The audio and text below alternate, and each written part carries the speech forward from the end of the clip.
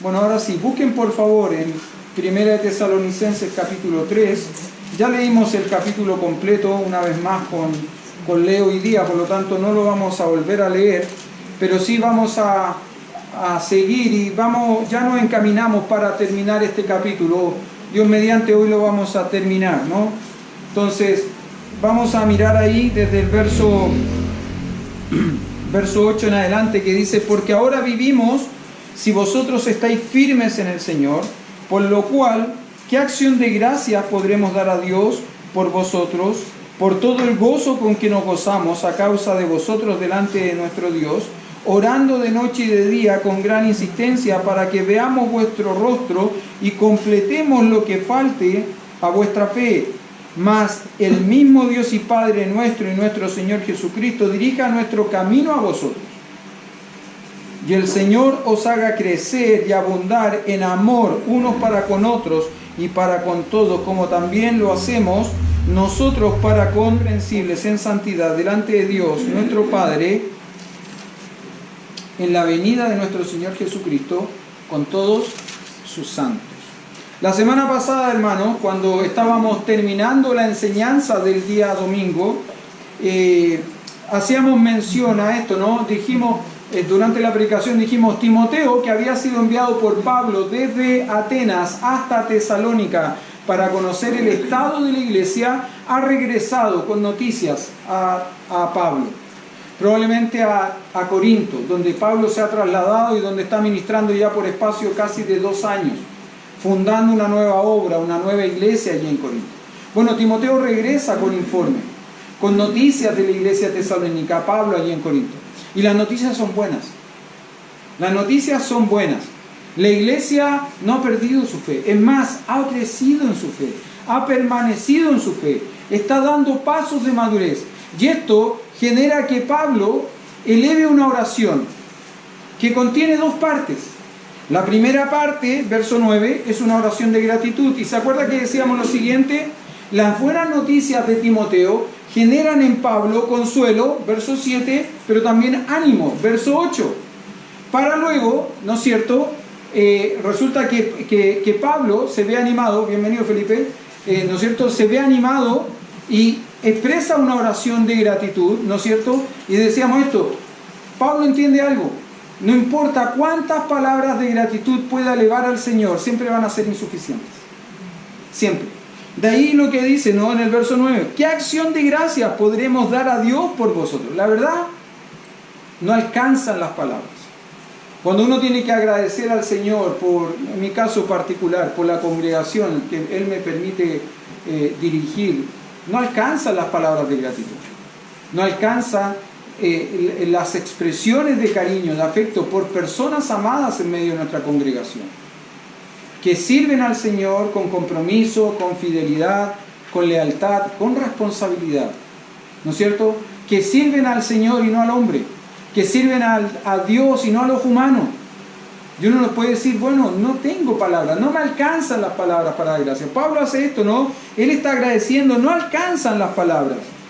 Pero luego, a partir del verso 10 en adelante, la oración cambia y ya no es una gratitud, ahora es una petición. Una petición sincera que eleva el apóstol Pablo por la iglesia de Tesalónica. Quiero decirle algo, hermano. ¿Sabe? Una de las cosas que me ha gustado predicar de Tesalonicenses, de esta carta, es que de alguna manera el bosquejo se arma solo. A mí me cuesta armar bosquejos de predicación, de verdad. Pero en esta carta me he dado cuenta que el bosquejo de alguna manera se arma solo. Si usted se fija, por ejemplo, fue fácil predicar acerca de Timoteo, ¿no? Y hablar de las 3 cualidades que tenía Timoteo. ¿Se acuerda cuáles eran? Primero, él era un hermano. Por lo tanto, al ser un hermano, él era un hijo de Dios, salvo. Lo segundo era, ahora sí, servidor. Y el tercero, colaborador. Se armó solo el bosquejo. Después, cuando hablamos del propósito, ¿por qué Pablo envía a Timoteo? De nuevo se armó solo el bosquejo. ¿Por qué lo mandó? 2 cosas, ¿no? Afirmar y exhortar. ¿No es cierto? Después hablamos de los peligros.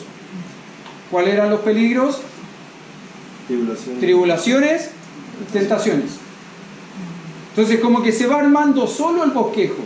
En la semana pasada el bosquejo se armó solo. ¿Qué fue lo que produjo en el apóstol Pablo las buenas noticias que trajo Pablo? Primero, consuelo. Segundo, ánimo. Y hoy día de vuelta como que se arma solo el bosquejo, ¿no?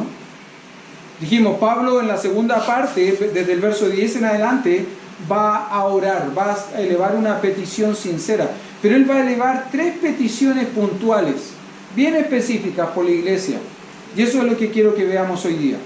Mire por favor conmigo, verso 10, lo que dice.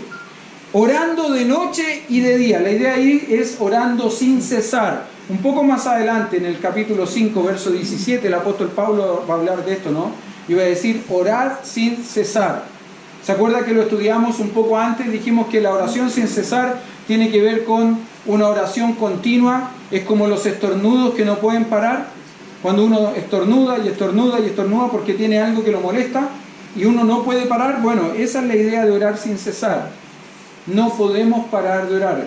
Pablo lo que está haciendo es orando continuamente por las iglesias que él ha fundado y particularmente por esta iglesia también ora. Y él dice, ¿no? Él ora aquí de, ¿cómo dice? Con gran insistencia, de noche y de día. Ahora, ¿por qué ora? Dijimos 3 cosas específicas. Mire por qué ora acá. Para que veamos vuestro rostro y completemos lo que os falta, lo que falta a vuestra fe. Para que veamos vuestro rostro y completemos lo que falta a vuestra fe. Desde el capítulo 2 el apóstol Pablo viene insistiendo con esta idea, viene insistiendo con el hecho de que él quiere volver a la iglesia, quiere ir a Tesalónica, quiere ver a los hermanos, pero ha sido estorbado. ¿Se acuerda? Dijimos, Satanás, el diablo, ha estorbado, ha puesto trabas, dificultades para que él pueda ir a la iglesia allí en Tesalónica. Pablo no quiere ir por un capricho, hermano. Pablo no quiere ir porque es porfiado y porque, pucha, quiero pegarme un viajecito más, una vueltecita más por ahí por Tesalónica, quiero ir a Europa por un par de días, ¿no es cierto? 2, 3, 4 días, quizá una semanita para descansar. No, él quiere ir a ver a los hermanos. Y quiere ir a ver a los hermanos con un propósito. ¿Cuál es el propósito de visitar, de volver ahí? ¿Qué dice el verso 10? ¿Cuál es el propósito?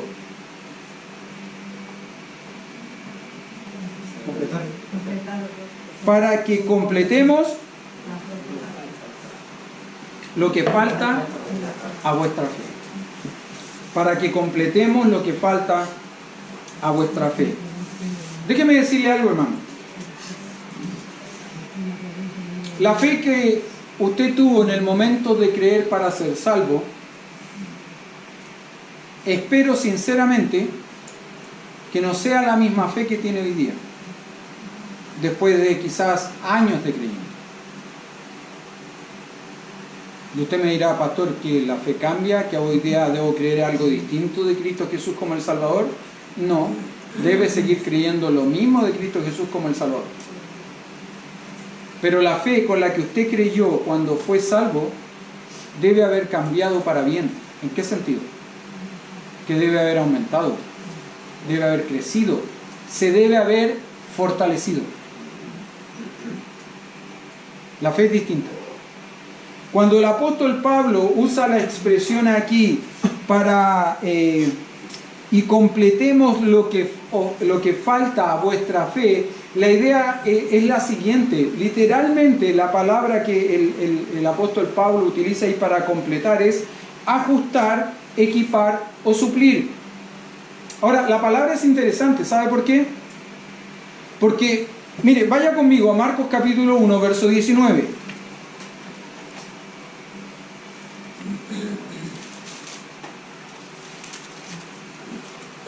Se nos va a hablar de 2 hermanos que tienen un oficio particular y están haciendo algo particularmente en este versículo.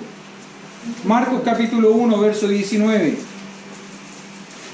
El Señor Jesús está llamando discípulos. Desde el verso 17, mire, y les dijo Jesús, venid en pos de mí, y haré que seáis pescadores de hombres.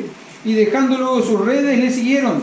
Pasando de allí un poco más adelante, vio a Jacobo, hijo de Zebedeo, y a Juan, su hermano.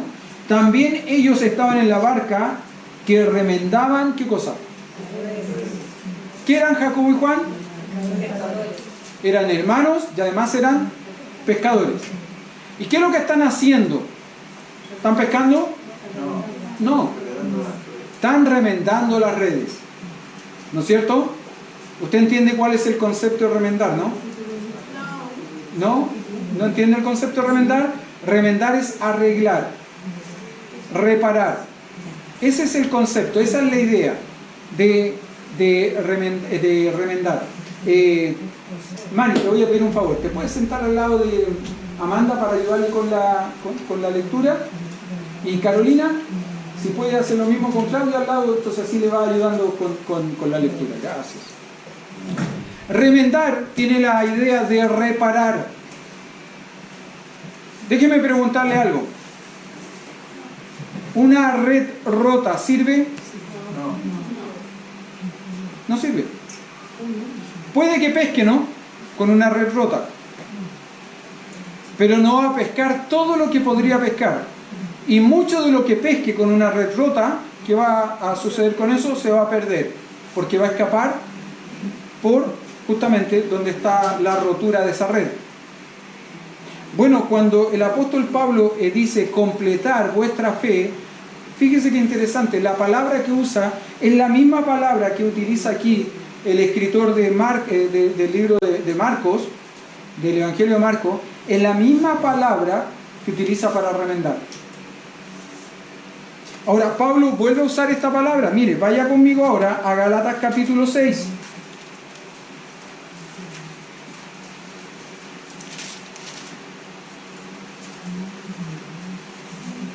Gálatas capítulo 6, verso 1, que dice: hermanos, si alguno fuere sorprendido en alguna falta, vosotros que sois espirituales, restauradle con espíritu de mansedumbre, considerándote a ti mismo, no sea que también seas tentado.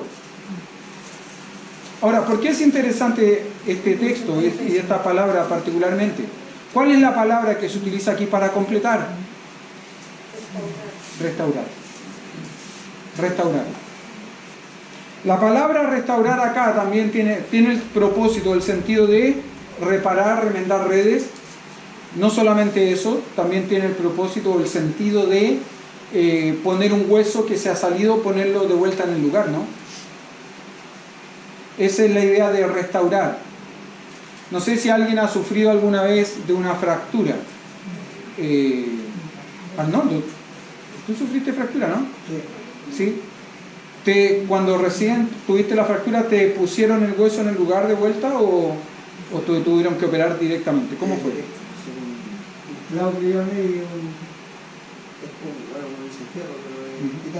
Ok. Yo he visto casos en los cuales han tenido que poner el hueso en el lugar en el momento. Y poner el hueso en el lugar en el momento es tan doloroso como cuando el hueso sale. Quizás más. Pero, si no se coloca el hueso en el lugar, se podría llegar a perder la extremidad o el miembro que sufrió eso, ¿no? El apóstol Pablo, interesantemente, le dice a los hermanos de Tesalónica: yo quiero ir a ustedes. Yo quiero completar su fe. Vuestra fe. No es que el apóstol Pablo vaya con una poción mágica, ¿no? No, simplemente lo que él quiere ir es a enseñar, a discipular, a adoctrinar, a completar ciertas cosas que él quizás no alcanzó a enseñar.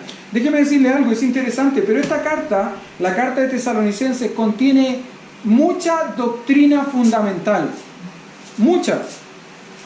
Yo no podría decir, es interesante que en tan solo más o menos 2 meses el apóstol Pablo haya enseñado de tanta doctrina fundamental a la iglesia, pero lo hizo. Lo hizo, pero él sabe que falta.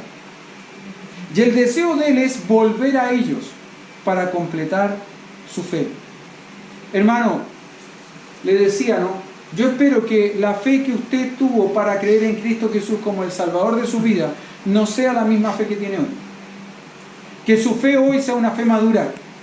Que su fe hoy sea una fe que crece, que se ha fortalecido en el Señor. Por medio de la lectura de la palabra del Señor, por medio de la guía de su Espíritu Santo, por medio de la comunión con sus hermanos. Yo espero que su fe haya crecido, que usted haya madurado, que usted haya, en el buen sentido de la palabra, evolucionado en su fe y no involucionado. Espero eso. Ahora, ¿vamos a ser completos en esta vida? ¿Nuestra fe va a llegar al límite de su potencialidad en esta vida? No. Por eso que el apóstol Pablo dice, ¿no?, a la iglesia en Filipos, estando persuadido de esto, que el que comenzó en vosotros la buena obra, ¿qué es lo que hará? La perfeccionará hasta el día de Jesucristo. ¿Por qué? Porque sinceramente, ¿cuándo será el día que realmente nuestra fe esté potencialmente completa, madura? Cuando le veamos a Él. ¿Por qué? Porque seremos tal como Él es. La oración de Pablo por la iglesia es esta, ¿no? Quiero ir a ustedes para completar su fe, para ayudarles a crecer en su fe. Fíjese qué interesante. Abraham, el padre de la fe, salió en obediencia de Ur de los Caldeos, ¿no? Dios le llamó y le dijo, deja tu tierra y tu parentela, ¿no es cierto? Y él salió de Ur de los Caldeos, Génesis capítulo 12. Y de ahí su fe siempre fue en ascenso, ¿verdad? Él nunca desobedeció, él nunca hizo nada malo. ¿O sí? Sí. Hubo hambre en la tierra, él ya estaba en la tierra prometida. Génesis capítulo 12, verso 10 en adelante, hubo hambre en la tierra. ¿Qué es lo que hace él? Desciende hasta Egipto. Recuerde que Egipto en la Biblia siempre simboliza al mundo. Y él desciende a Egipto. ¿Y qué es lo que hace en Egipto? Tiene miedo, ¿no? Y le dice a Sarai, a su esposa, ¿sabes qué? Yo ahora reconozco que tú eres hermosa, le dice. Reconozco que eres bella. Yo le digo eso a mi señora después de 25 años de matrimonio. Me manda a dormir con el checho a la cucha del perro. Reconozco que eres hermosa, le dice. Y tengo miedo. Digamos que eres mi hermana. Si mal que mal somos hermanos, ¿no? Si eran primos hermanos. Falló. Pecado. Luego se dio al plan de Sarai. Tenían la promesa, van a ser padres. Han pasado los años. El hijo no llega. Y Sarai urde un plan, ¿no? Y le dice, mira, ¿qué tal si tenemos un hijo por medio de la esclava egipcia? Y él cede. Luego, de nuevo hay hambre, y él ahora va a Gerar. Y ahí, ¿no es cierto?, de nuevo le dice a su mujer, oye, eres linda. ¿Qué pasa si te ven y se quieren quedar contigo? ¿Me van a matar? Digamos que eres mi hermana. ¿Y qué es lo que hace Dios? Se le aparece en sueño a Abimelech, rey de Gerar, y le dice, cuidado, no la toques, tiene marido. Pecado de nuevo, ¿no? ¿Esa es la vida del padre de la fe? ¿Eso es la vida de un hombre de fe? No, no.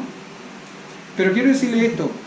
Todas esas cosas fueron preparando el corazón y la vida de Abraham para llegar a ser verdaderamente un hombre de fe. Ahora, ¿cuándo se confirmó que Abraham ciertamente era un hombre de fe? ¿Cuándo, hermano? ¿Cuándo cree usted? ¿No sabe?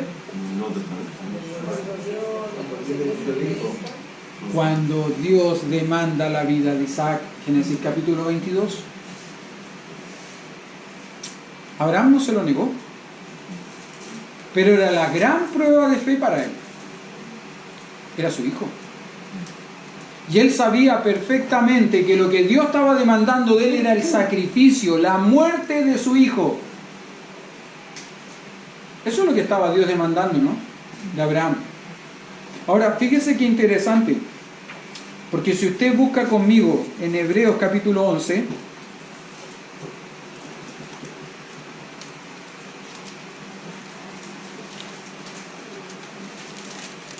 Hebreos 11, que es el capítulo de los grandes héroes de la fe.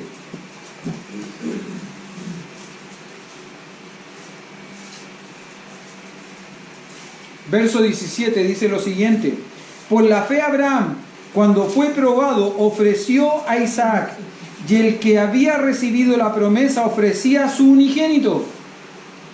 Abraham sabe perfectamente que la promesa de Dios tenía cumplimiento en su hijo Isaac, que para la edad en que va a ser sacrificado es un adolescente, de entre 13 y 16 años, no más que eso. Verso 18: habiéndosele dicho, en Isaac te será llamada descendencia. Isaac todavía no tiene hijos, ¿no? Ni siquiera tiene esposa. Pero en él, de él se iba a levantar descendencia para Abraham. Verso 19: pensando que Dios es poderoso para levantar aún de entre los muertos, de donde, en sentido figurado, también te volvió a recibir. Hermano, en la práctica, Abraham levantó el cuchillo y no lo enterró en el corazón de Isaac, pero en el corazón de Abraham levantó el cuchillo y sí lo enterró. ¿Sabe por qué? Porque no lo negó. Y la Biblia dice algo interesante, ¿no? Abraham sabía que por cuanto Dios había prometido algo en la vida de Isaac, y Dios no miente, Dios cumple sus promesas, si él sacrificaba a su hijo, Dios era lo suficientemente poderoso para levantar de entre los muertos a Isaac, para cumplir las promesas que Dios le había hecho a Abraham en la vida de Isaac. Eso es fe. Por eso que Abraham es llamado el padre de la fe, no por sus pecados, sino por su fe práctica, viva, activa. Por eso que él es llamado padre de la fe. Pablo dice lo siguiente: yo quiero ir a vosotros, yo quiero completar su fe. Hermano, déjeme decirle algo. La fe nos ayuda. La fe nos ayuda. ¿Nos exime del pecado? No. Todos nosotros podemos pecar en algún momento, ¿no? Proverbios 24:16 dice algo interesante: porque 7 veces cae el justo, pero ¿qué es lo que hace? Mas vuelve a levantarse. Más los impíos caerán en el mal.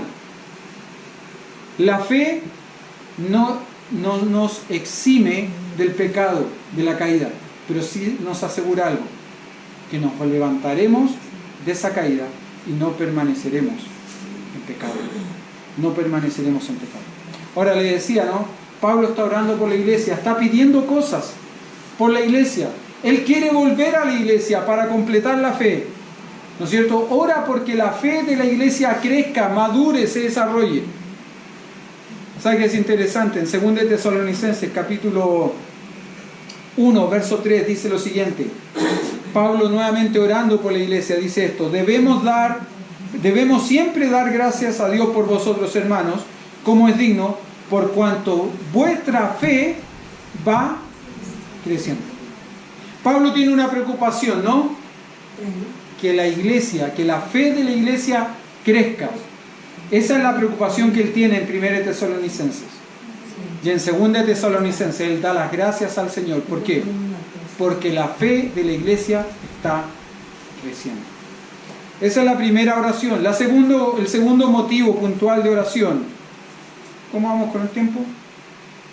Ya la mitad. La mitad. El segundo motivo de oración, verso 12. Miren lo que dice el verso 12.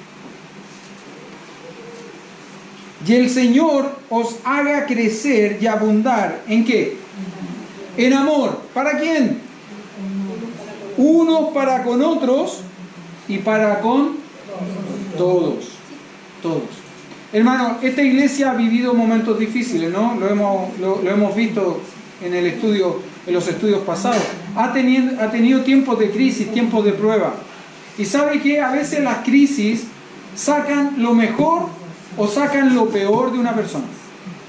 ¿Se acuerda que durante el terremoto del año 2010 se mostraron muchísimas imágenes de gente saqueando lugares, supermercados?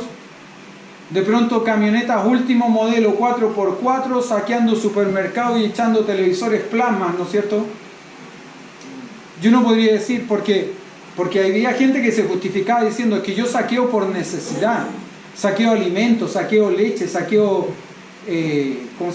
legumbres. No estoy diciendo que eso sea bien o que eso sea correcto, pero uno podría entender un saqueo por ese motivo, ¿no? Pero un televisor plasma, una lavadora, eso no es primera necesidad. Eso simplemente es sacar lo peor del corazón del hombre. Las crisis hacen eso. Sacan muchas veces lo peor, pero también sacan lo mejor. Durante el mismo terremoto del 2010 se pudo ver el ejemplo de hombres y mujeres que estuvieron dispuestos incluso a poner en riesgo sus vidas por ayudar a otros. Por ayudar a otros. ¿Sabe qué es interesante? Pero el apóstol Pablo ora por la iglesia diciendo lo siguiente en el verso 10: el Señor os haga crecer y abundar en amor. El Señor os haga crecer y abundar en amor. Déjeme decirle lo siguiente, ¿no? Nosotros como iglesia, como hijos del Señor, necesitamos abundar en amor los unos para con los otros. ¿Es fácil? ¿Sí o no? No. No todos son como yo quiero que sean. Pero yo tengo claro algo, ¿no? Yo no soy como todos ustedes quieren que yo sea. Es recíproco. No es fácil amar a todos, pero es un mandato. Y los mandatos no se cuestionan, los mandatos se obedecen. Amaos los unos a los otros. Es un mandato que no se cuestiona, sino que se obedece.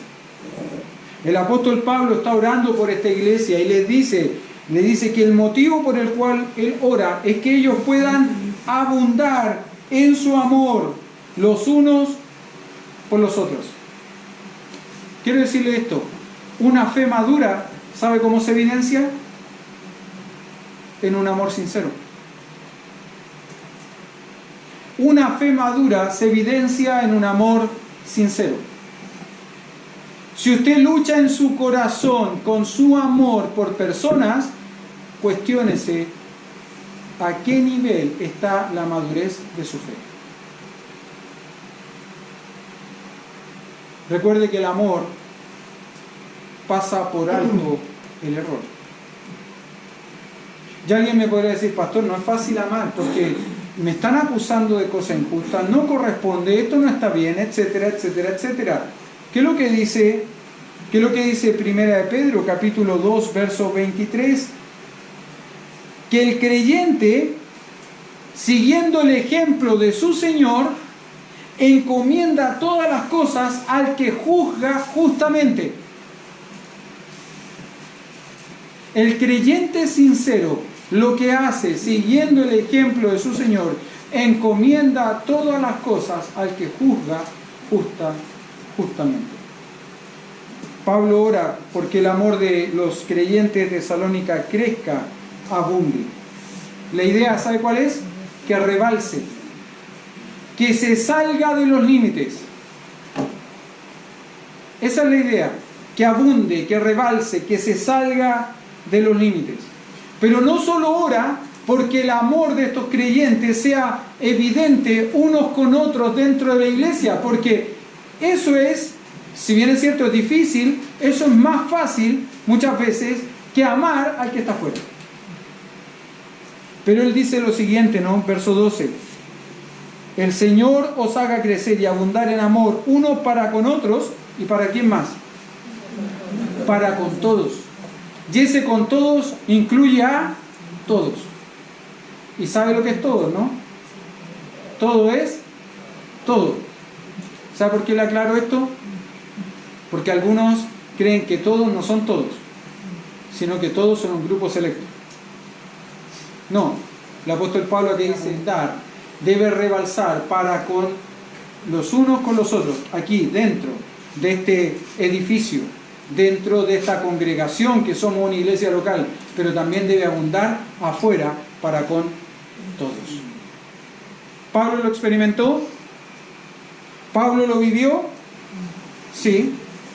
Recuerde que el apóstol Pablo fue perseguido por los de su nación. Después que él se convierte, él es perseguido por los de su nación. Fue más de una vez encarcelado por culpa de los de su nación. Fue más de una vez torturado, flagelado, azotado. Lo dejaron como muerto, creyendo que estaba muerto por los de su nación. Pero si usted va a Romanos capítulo 9, verso 1 al verso 3, usted va a encontrar allí el corazón, el deseo, la pasión de Pablo por su nación.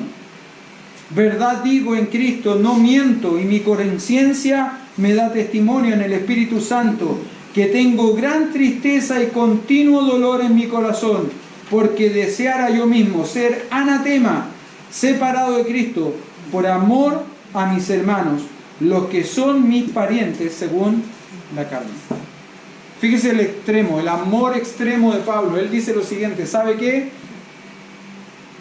Si yo pudiese ser anatema, con tal de que mi nación, mis hermanos en la sangre, los de mi pueblo sean salvos, yo estoy dispuesto a ser un anatema. ¿Sabe lo que significa eso? Un maldito. Alguien lejos completamente, despreciado completamente por Dios. Pablo dice, no se puede. No se puede. Pero si se pudiese, yo estaría dispuesto. ¿Sabe por qué? Porque él amaba no solo a su grupo de colaboradores directos, amaba no solo a las iglesias que él había fundado, él también amaba a todos aquellos que necesitan del Señor. Alguien dijo que el verdadero amor se fortalece en las dificultades, mientras que el amor superficial desaparece con los problemas. El verdadero amor se fortalece en las dificultades, mientras que el amor superficial desaparece con los problemas. Los hermanos de Tesalónica maduraron y crecieron en su fe, pero también abundaron en su amor. Segunda de Tesalonicenses 1:3, ya lo leímos hace un ratito, una parte. Mire cómo sigue el texto. Debemos siempre dar gracias a Dios por vosotros, hermanos, como es digno, por cuanto vuestra fe va creciendo y el amor de todos y cada uno de vosotros abunda para con los demás. Vale decir, el Señor ha respondido a la oración de Pablo, ¿no? La fe de los hermanos ha crecido, ha madurado, el amor de los hermanos ha abundado. Ha abundado. Luego dijimos que él ora por tres motivos, tres cosas. Primero, completar su fe. Segundo, porque el amor abunde unos para con otros y para con todos. Tercero, verso 13. Mire lo que dice el verso 13.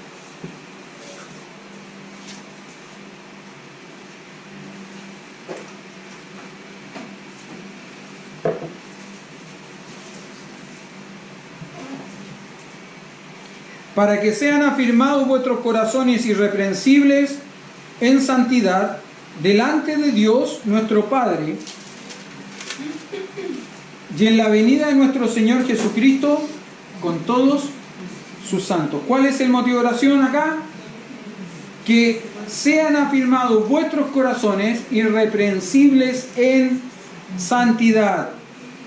Este versículo termina haciendo una referencia a la segunda venida del Señor, ¿no es cierto? Y la oración de Pablo apunta precisamente a que cuando el Señor vuelva por su iglesia,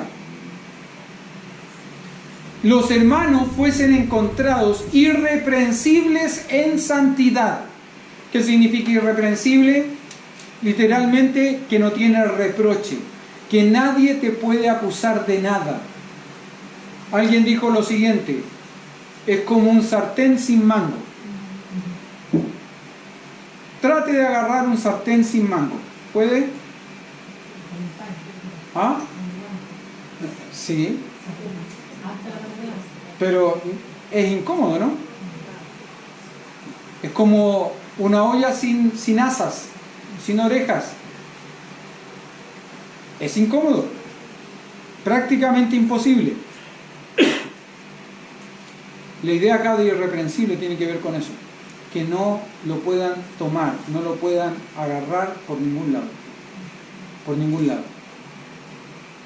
Y la oración de Pablo por la iglesia es que esta iglesia en la segunda venida del Señor sea hallada así, irreprensible en santidad.